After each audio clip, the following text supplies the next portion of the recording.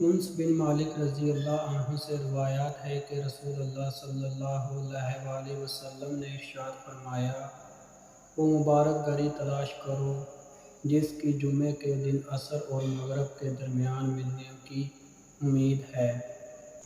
رسول اللہ صلی اللہ علیہ وآلہ وسلم نے ارشاد فرمایا، جمعے کے دن ایک وقت ایسا ہے کہ بندہ جب اللہ سے اس وقت میں سوال کرتا ہے تو اسے وہ چیز ضرور عطا کرتا ہے۔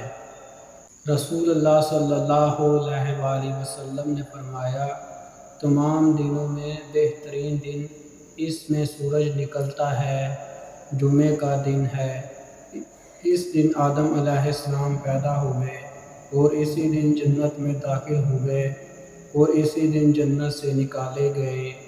اس میں ایک وقت ایسا ہے کہ اگر اس میں مسلمان بندہ نماز پڑھتا ہو پھر اللہ تعالیٰ سے کسی چیز کا سوال کرے تو اللہ تعالیٰ اسے وہ چیز ضرور عطا کر دیتا ہے۔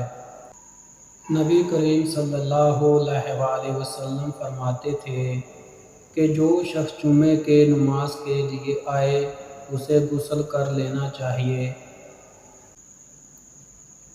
ایک مرتبہ حضرت عمر بن خطاب رضی اللہ عنہ جمعے کا خطبہ دے رہے تھے کہ ایک صحابی داخل ہوئے۔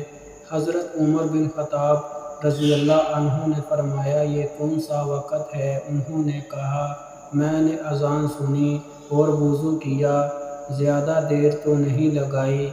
حضرت عمر بن خطاب رضی اللہ عنہ نے فرمایا، یہ بھی کہ غسل کی جگہ وضو کیا، جبکہ تم جانتے ہو کہ رسول اللہ صلی اللہ علیہ وآلہ وسلم نے غسل کا حکم دیا ہے۔